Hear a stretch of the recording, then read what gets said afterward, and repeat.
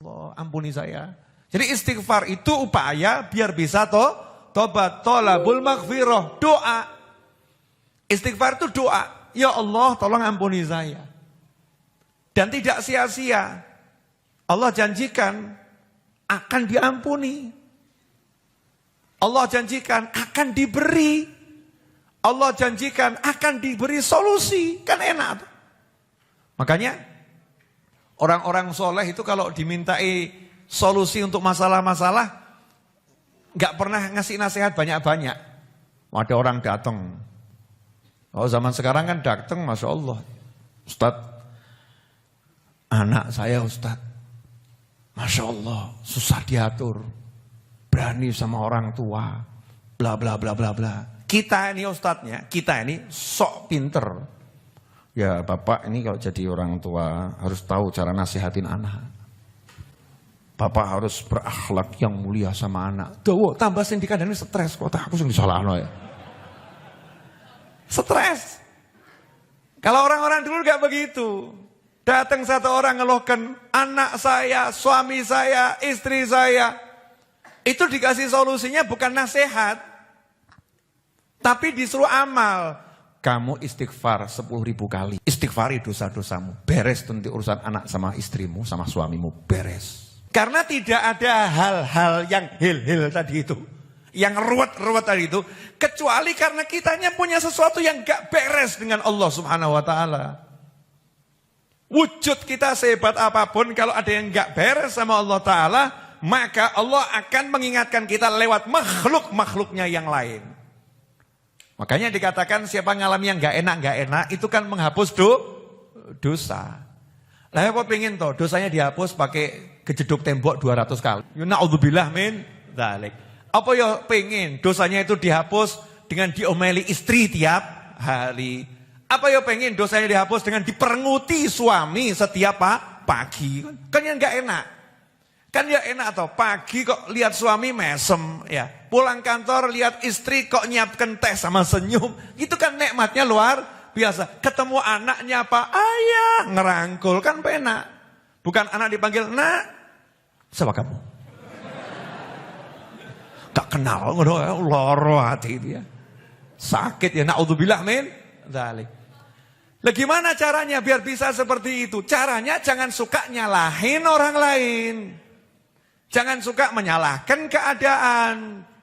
Kadang-kadang itu Masya Allah. Ini ekonomi ruwet. Makanya rezeki saya seret. Orang urusan nih.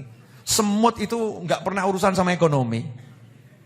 Ada itu. Dunia semut mengalami kegagalan sistem ekonomi. Orang Enggak ada kan.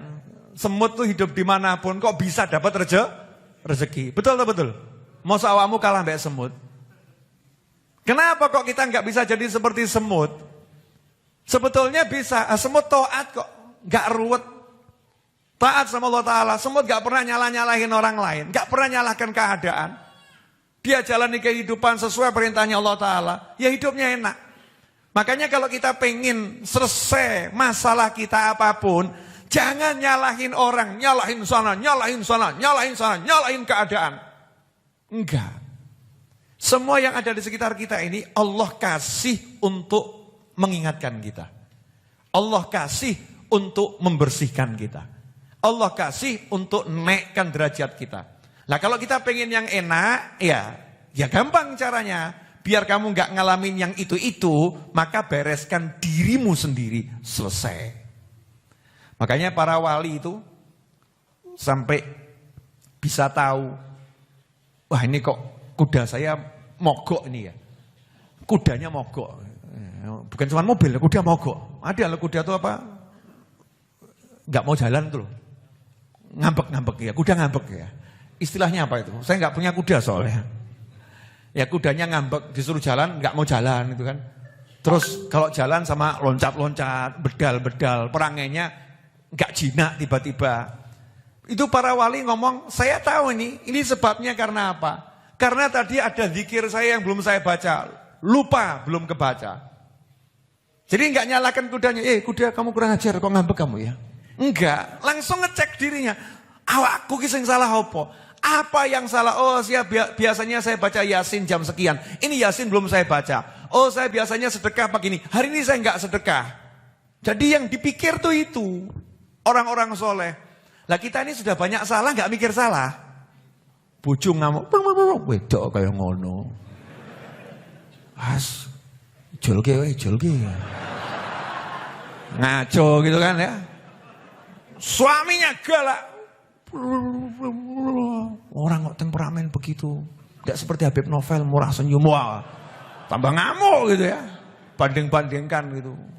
Terus mulai mikir, ya miliknya orang lain ya dibegitukan gitu. Naudzubillah min dzalik. Sebetulnya kan simple. Kenapa suamimu marah-marah? Jawabannya adalah karena kamu punya salah sama Allah Subhanahu wa ta'ala. Kenapa istrimu marah-marah? Jawabannya adalah karena kamu punya salah sama Allah Subhanahu wa ta'ala. Gimana caranya biar suami enggak marah, istri enggak marah, anak juga bisa diatur enak? Jawabannya jangan buat masalah sama Allah ta'ala. Selesai. Nah, masalahnya ini kita sama Allah buat masalah terus. Nah, yang kurang ajarnya sudah buat masalah, merasa enggak bersalah kan yang dablek gitu ya. Wongnya ya teko. Siapa lagi kalau bukan kita? Kita ini udah buat masalah sama yang maha kuasa, tapi kita merasa gak pernah berbuat salah. Hebat atau gak hebat itu? Hebat. Mau habis sholat diajak sama imam istighfar 3 kali aja beratnya luar biasa. Imamnya udah teriak-teriak, Astaghfirullahaladzim. Makmumnya ngomong gitu. Lidahnya suruh niru aja kok beratnya luar biasa. Seharusnya kan lebih banter dari imamnya. Astagfirullahaladzim. Astagfirullah. Takai imam, dungaren kok banter. Dosa ku akeh. Ya, semakin keras kan semakin mantep istighfarnya. Ini kadang enggak habis sholat diajak istighfar 3 kali aja tambah nanya, dalilnya mana? Istighfar 3 kali itu dalilnya dari mana itu habis sholat itu? Istighfar model begitu siapa yang ngajarin? Oh ini bid'ah, Masya Allah. Istighfar kok bid'ah. Wah, anehnya luar biasa. Jadi akhwani rahimakumullah, jangan nyalahkan keadaan, jangan nyalahkan sekitar, cek diri sendiri. Mesti ada bagian kita ini yang butuh diistighfari. Coba hari ini sudah, mata kita ini tadi dari mulai pagi sampai malam ini kira-kira butuh diistighfar enggak matanya? Butuh ya? Ngaku alhamdulillah tuh ya sadar. Hati kita hati-hati, coba dicek. Ada enggak tadi iri, dengki yang enggak sengaja tiba-tiba muncul iri, dengki, ya, merasa benci, dendam, marah sama orang, ada enggak itu? Ya, mulut kita nih enggak sengaja ngobrol sama temen gitu ya. Kemudian ikut andil ghibah, ngerasani, gunjing orang. Bahkan jelek-jelekan orang tanpa kita sadari.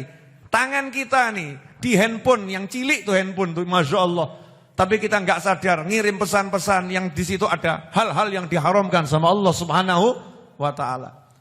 Yang bisnis, Masya Allah, jual barang di platform-platform online itu 100% asli, padahal ya gak asli. Masih seperti baru, padahal bekas. Ya masih seperti baru, itu definisinya gimana masih seperti baru itu? Susah tuh ya. Nah ini kadang kayak sumpah urung tahu nabrak, tapi ditabrak. Sumpah niatnya ini sumpahnya bohongin orang. Sumpah ini mobil ini belum pernah nabrak, betul tapi ditabrak. Kurang ajar atau enggak kurang ajar itu? Dustain orang gitu. Ini perlu diistighfari. Jadi kita kalau mau selesai masalah kita, enggak usah ruwet-ruwet, duduk istighfar. Duduk istighfar. Nah berapa kali istighfar itu? Diajari oleh Nabi Muhammad SAW.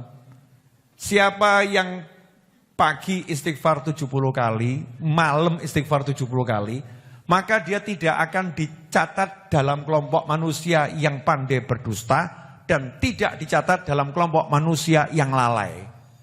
Gampang ya? Pagi 70, malam 70. Istighfarnya modelnya bagaimana? Sakarepmu.